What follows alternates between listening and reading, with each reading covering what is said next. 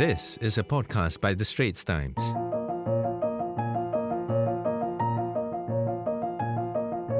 Hello, I'm Lim Ai Leen, Associate Foreign Editor at the Straits Times. And I'm Lin Suling, a senior columnist, and you're listening to Asian Insider. Joining us today in the studio is Bhagyashree Garekar, the Straits Times bureau chief in the United States. She has been traversing the US to cover the elections, and she was there when Donald Trump turned up in Florida to do his victory speech. Hi guys, happy to be here. And so I'm really excited to hear Bhagya today because she's covered it the whole year round and finally she's in the studio in person. I think all of us are very, very excited and interested to hear about your experiences on the ground, but especially about how you made the right call in saying, just days before the election, saying that Donald Trump would win. So if you can just describe to us how you came to that realization. Well, I've been there a year now, so I'm just tempted to call it beginner's luck. You know how newbie stock investors get lucky? But okay, there was a bit of a method in what I was seeing and, all the signs I was seeing. And primarily, I could see as I traveled around the country, and I did, I think, 5 of the 7 swing states, the key states which make presidents, which are the key states that vote for the president. And everywhere I went, I basically saw that Trump supporters were very enthusiastic, very, very supportive of him. And, they were just waiting for the election to come by and they could cast their vote. I didn't see the parallel enthusiasm in the Democratic side. For most part of the campaign, it was Biden. And as we know, there wasn't much support for Biden. And then it was Harris, but then Harris was there for 100 days on the campaign versus 700 days or so for Trump since he officially announced he was running again. So that disparity was there, and I'm not sure that Harris ever got over it. The second thing, I wasn't only following what I call the horse race polls, right? How does Trump fare against Harris or how does Trump fare against Biden earlier? Those were saying that the race was close. But then you look at other polls, the race wasn't so close because the party in power was not the party that was liked. Most Americans were saying, we're not going in the right direction. So how does that favor an incumbent or a pseudo-incumbent, someone like Kamala Harris, who is from the same party, is the vice president, right? So that's already going against her. And then you look at the key things which are exciting voters, which is the reason why they're voting for a particular candidate. And in that case, it was things like high cost of living. People were complaining about the price of their milk and bread and bacon and eggs, everything going up, and gas going up, which is a big thing in America. So these were the reasons that people were far more excited to be voting for Trump than for Harris.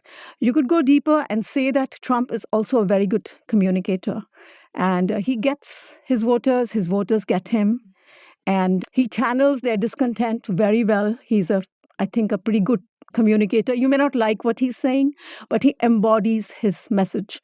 To his voters, he is very, very credible deliverer of what he says he will do. So all the signs were there. So I could see how he had a path back to the White House. Now, this is, of course, 2024. We'll see if I get it right in 2028. And then you can, tell me that I'm whatever. Yeah, I think one key moment that I think kind of showed the division in how Donald Trump was viewed in America was at the end of that rally where he was just swaying to the music, dancing. Yeah, I wouldn't call it dancing. YMCA? I don't know. But yeah, swaying to the music for a very, very long time. Ave Maria. Oh my goodness. Yes. And obviously the more liberal or so-called educated or perhaps the more elite Americans looked at it and viewed it as, why would we want a president like this who just seems to be standing on stage and not doing or saying very much? I think they were far ruder. Yes. We're being very, very diplomatic here. But obviously for his supporter base, that did not in any way diminish the man, right? No, it did not. Because, they are not looking for Mr. Perfect. This is a flawed candidate. And his flaws are acceptable because he is delivering for them a disruption. They are not satisfied with the status quo. They're not satisfied with where they are, where their country is. And this is a man who did, well, a strong man kind of, image as well, and who will drain the swamp, which is one of the key things that lots of Americans see as wrong in the political system. And as his cabinet picks reflect some of that as well. So for all those reasons, he was perfectly acceptable, dancing or not. I wonder what you think about how he was able to win over so many Black and Latino males, I guess. Like, to what extent do you think it's also his engaging of the manosphere? Because I was reading this New York Times story about how they followed 13 youths over the course of the entire election season. And surprisingly, quite a number said that they listened to Joe Rogan, and that is what changed their votes. And they were even surprised that they voted for Donald Trump themselves. Yes, so there's a lot of truth in what you're saying, and I'm sure you've read a lot of analysis about how that young men especially have this crisis of what masculinity is in this age of, I don't know how many, gender fluidity, let's say, and of what it means to be a man. And Donald Trump, with his very unambiguous stance on that, kind of gives them a way out. In this very woke age, he presents somebody who they can embrace and who they can then vote for, even if they don't agree with many of his other things. These are the sort who have had enough with all the gender equality and the diversity debate. And they are drifting towards him. To what extent? So that would explain the young vote and maybe how he got away with more of the men's vote. But overall, I think even among women, Trump did not lose his women supporters. So, and then specifically, if you look at ethnicities, if you look at the Black voters, they drifted towards him. I think from 8% in 2020, he's got 16% of the Black vote. And among the Latinos, I think it's been a bigger leap. I think 35% or so already were voting for him in 2020. And he probably brought that up to 45, a still larger number among the men. So you see that. You might ask why, but I think, again, it boils down to issues which Trump supported, which were hit with this constituency. In the case of Latinos, I think it would have been things like immigration, the whole illegal immigration crisis, which for Latinos especially has been more painful, even though they might speak the same language, but they don't see things the same way. So it's a competition for resources, basically. So they don't welcome that, and they dislike the legality of it. Oh, and one other thing I'd like to say is that this whole cultural divide in America is also expressed through this. For a lot of Latino voters, they are somewhat on the cultural conservative side. You would see that in Florida clearly, but elsewhere too. And these people were disturbed by, again, the stances held by the liberals, by Kamala Harris's party, the progressives there. And they found it very easy then to vote for the conservative values. And, well, abortion might have also been one of them. So I'm also wondering whether you think the other fault line is socioeconomic class. We've heard a little bit about this over past US elections, where the Democrats is increasingly sometimes seen as the party of the coastal elites. And we've seen that divide sort of emerge in 2016 with Trump. But this election seems to have widened that gap a lot more. And with the Democrats also trying to stitch together this pretty fragile coalition, the coastal city folks, as well as blue-collared working class, do you think that they've lost the plot and they were just unable to find common points to hold that coalition together? Yeah, I think so. First of all, this thing about the division between the coastal elites and the whole swath of the heartland, the American heartland, and especially people who are well-educated versus people who are not. I think that's been there and it's been crystallizing for a long time, even before 2016. And I think political pundits will also tell you that the Democratic Party and the Republican Party, before this election, it seemed like both were drifting lower, not able to mobilize the blue collar, the working class, because Democratic Party used to be the party of the working class. It isn't anymore, right? This election made it very clear. But even earlier, this was already becoming clear that they had lost that coalition. Yeah, I think at the Asian Future Summit that the Straits Times just recently organized, one of the quotes that stuck out for me from one of the panelists was that people need to actually see their lives improve. this whole rhetoric about this message of joy. I don't really need the message of joy. They're saying I actually need to have a job. I need a roof over my head. I need some security for my children. So in that sense, do you think Trump delivered a lot better than Kamala Harris? Well, whether he delivers or not is yet to be seen. Yeah. Because if you look at some of his policies, tariff, for instance, is a very clear example. It doesn't look like something that's going to reduce inflation, right? Which is one of the top things. On the other hand, there are some signs to assume that the economy might do well, at least from his other policies, for instance, tax cuts that he proposes, and then deregulation, which might, in the longer run, not be the best things for the economy, but in the shorter run, they could provide a boost to the economy. So let's see how he calibrates his various policies and who eventually does become a part of his cabinet. So a lot of things will flow from that. Why Kamala Harris's campaign of joy fell flat? Initially, it did get her... Yes. Yeah, it did get her a lot of attention. Exactly. I mean, the surge was real and she was raising big money off it as well. Why did it fall flat? Yeah, because, I don't know, maybe fear sells better than joy. That might be, like you say, fear of losing a job, fear of not your child not being able to make it. Things like that were very, very in the forefront of this election. Yeah, I think the campaign of joy, for me anyway, it reminded me of 2016, where it felt like, the Democrats were very much campaigning above the heads of the Trump supporters and almost denigrating them and sort of saying, well, if you're stupid enough to vote for Donald Trump, the basket of deplorables really lost her the election, right? Hillary Clinton. Yeah. So obviously going into 2024, I had high hopes that they had learned their lesson from 2016. But they didn't. It didn't seem to. So to me, this whole campaign of joy thing was somehow an echo of the mistakes they made. But just picking up on that, right, and just throwing you a question also, it's interesting because on the one hand, it feels like they were out of touch with the national mood, right, Democrats. But on the other hand also, I wonder how much of it was they've so much focus on liberal values.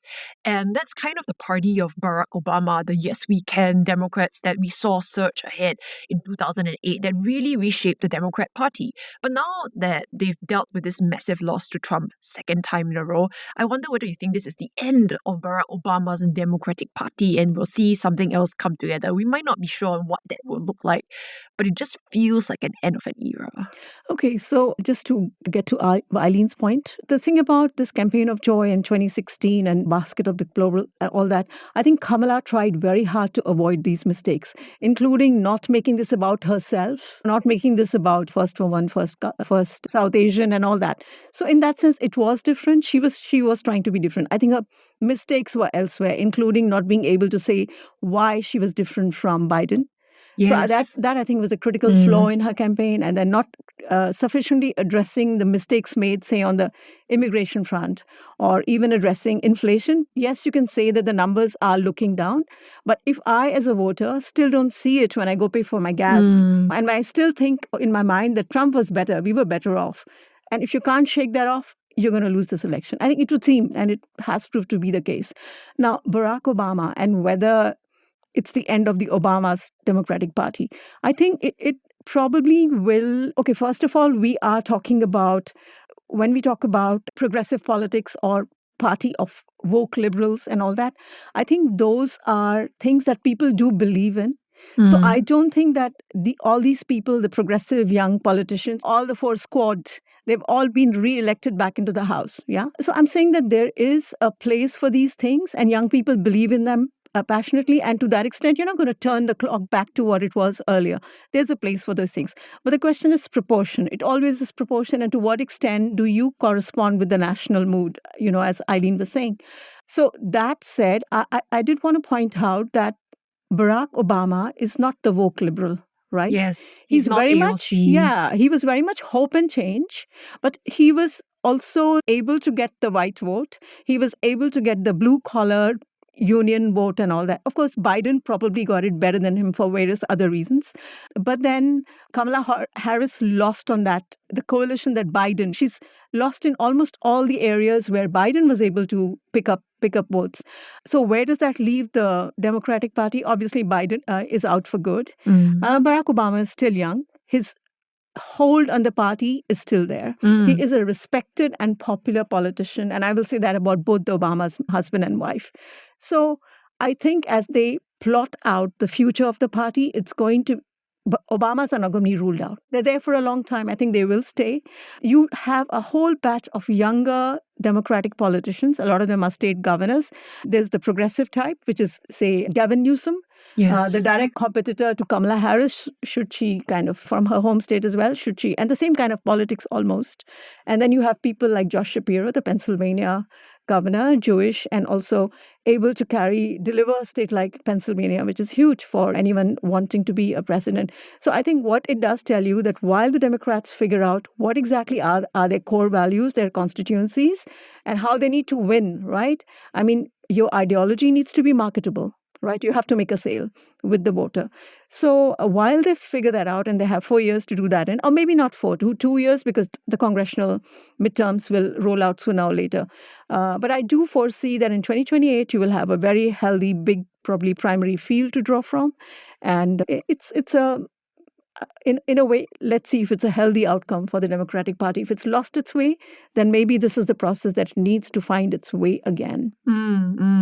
Okay, if I can just bring the discussion back closer to home, to Asia, I think 2 aspects to it. One of it is like, what are the political lessons that can be learned from governments in this region who may have just gone through an election or are looking forward to an election in terms of how they deal with voters and voters' issues. I think, as I said before, right, the voters, they're not voting just on your rhetoric. Rhetoric will only take them so far. They actually need dinner on the table.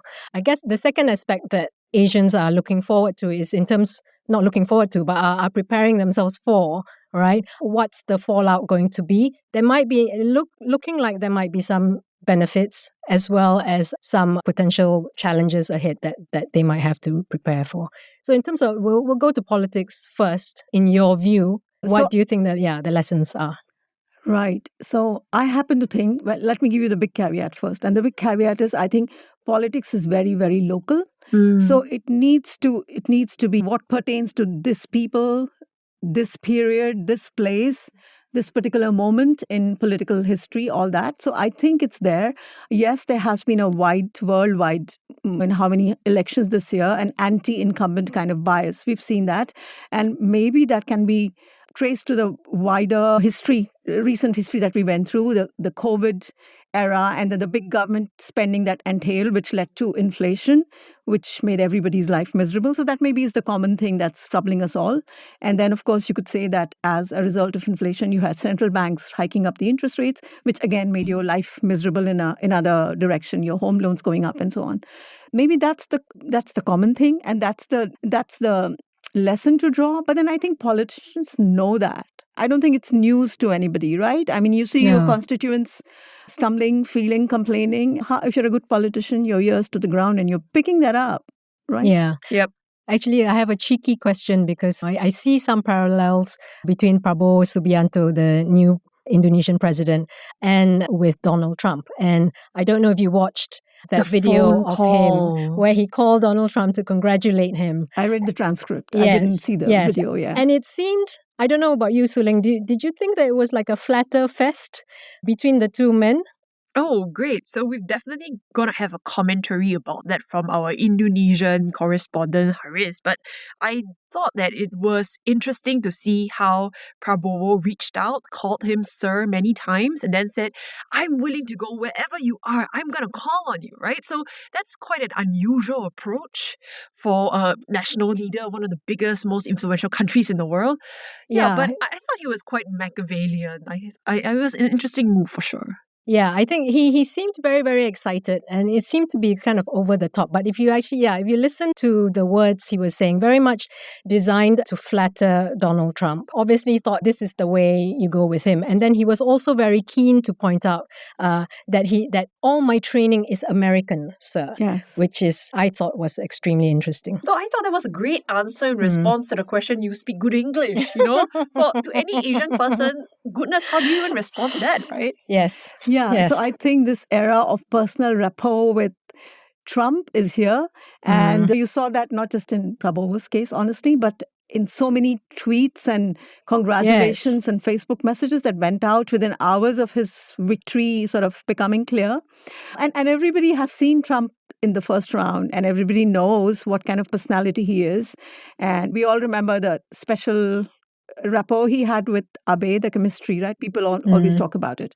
I guess it's one natural outcome from where we are, and given the fact that a lot of stakes are high even for Asia in what happens in the next chapter of American presidency.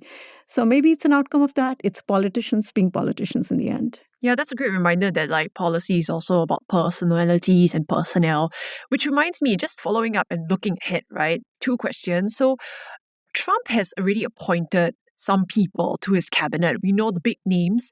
What do you make of these appointments, which are quite unusual because they are people without any public policy making experience? So they come across as like interesting picks. What's your take? And related to that also, looking ahead, Trump has refused to sign the transition document. What do you make of that? Because in that transition document are certain pledges about ethics, which he himself signed into law when he was president. Right. So interesting things there. Yeah, in his cabinet picks, which of course will need to be confirmed by Senate, right, before they actually take oath of office. And we can expect that to happen because the Senate is largely in the Republican hand. It's the majority is passed on, and so has the House, right? Yes. So there's a lot of people there who are not who don't have the policy chops, let's say. Maybe not in the case of Marco Rubio would make his first entrance as Secretary of State, and that should get confirmed. And in that, maybe that is the more traditional face of a politician because he's been a senator at least since 2010.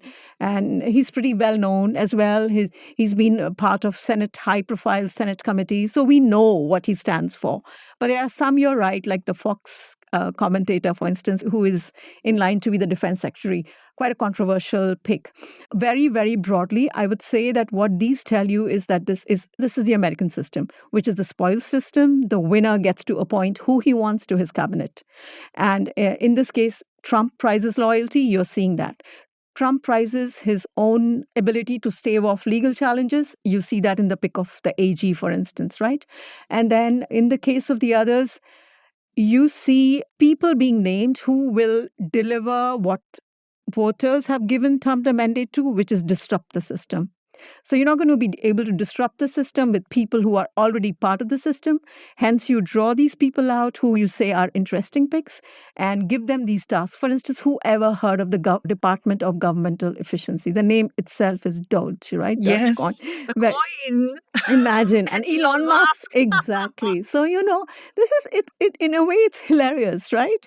I mean, I suppose it's okay to say it's a bit entertainment and it's calculated to draw the attention of everybody. And he's given them, I think, 2026 to sort of deliver on that efficiency. And Elon Musk is out of the government, which is another departure from the usual way of doing things. And it's a two-headed department with Vivek Ramaswamy and Elon Musk, the richest man on earth. And he's going to take the axe to government spending. There are so many ironical things in this whole thing. But it does tell you that Trump is at the very least, an unconventional politician, and who says that he wants to disrupt the system, and it can't be done in the usual ways, so he's got to do these unconventional things. And of course, he's a lame duck. In one way, he can try, because he's, in a way, nothing to lose.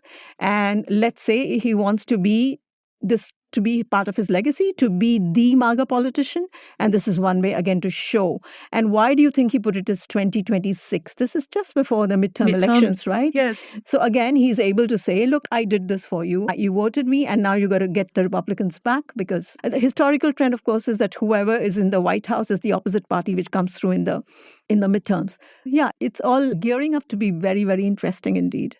You're not going to be journalists are not going to be short of things to write about and columnists to write about. Okay. Yeah. Speaking of words, I just need to bring you to the most beautiful word in the dictionary, tariffs. Obviously, that's the big thing out in Asia. It seems to be, it can go two ways, right? So the one is that Asia is suddenly going to be flooded with all this investment running out of China. But the other side, the flip side of it is also that we'll be flooded with cheap Chinese goods, and some countries may actually have to erect trade barriers and protectionism to counter that.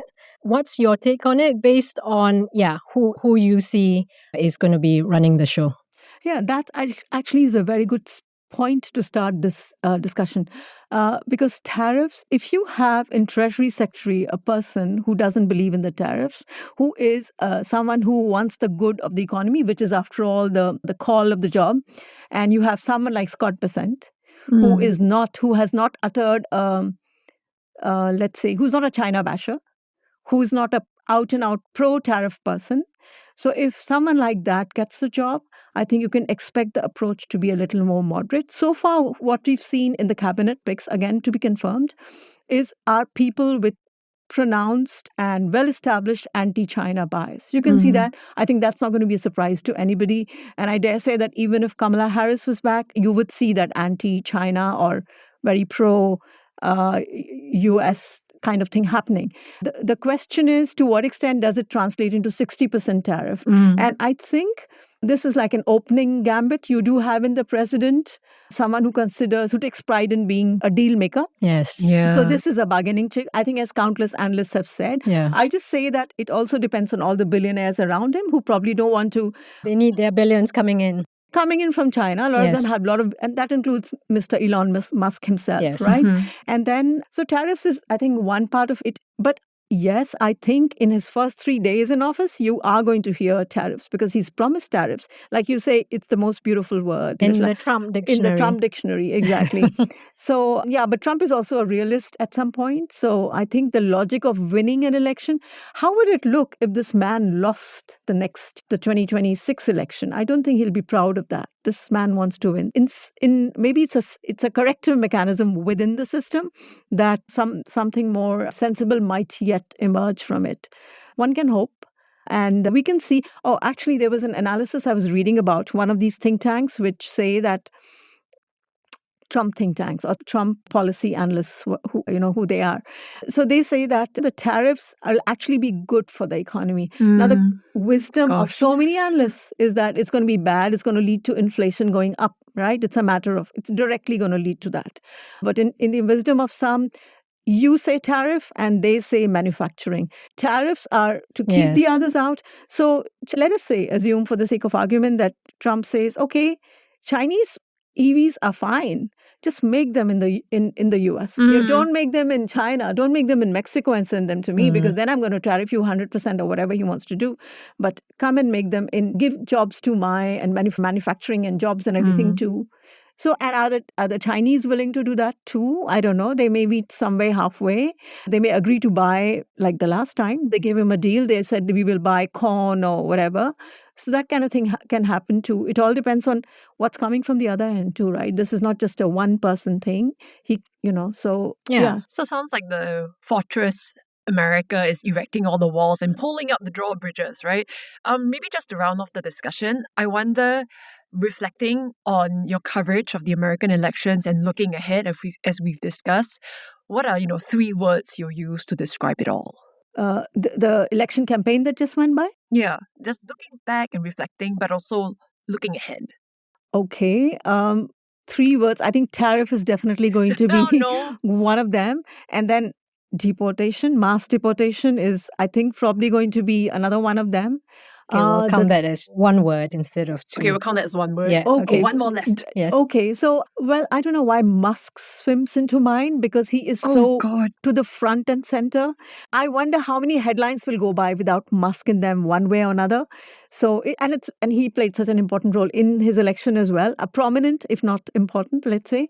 And I expect that to continue. I mean, it has to follow. Attention has to follow the money. And there is Mr. Money himself, a very prominent part of the Trump government. Sounds good, Bhagya. Okay, I guess we have to bring this to an end. Yeah. Only we can come back again. And on that note, we have a very, very interesting future to look forward to under Donald Trump. Thank you so much, Bhagya, for coming on to the show. And we are looking forward to receiving a lot more intel from you in the next couple of years. So, in other words, keep reading the Straits Times. Amen. That's a wrap for Asian Insider. I'm Lim Ai Leen. And I'm Lin Suling. If you liked what you heard, please share this podcast with your friends and family. And if you'd like to follow Bhagya's columns from the US and our Asian Insider newsletter, we have links in our show notes. And this episode was produced and edited by Faiza Sani. Thanks for listening.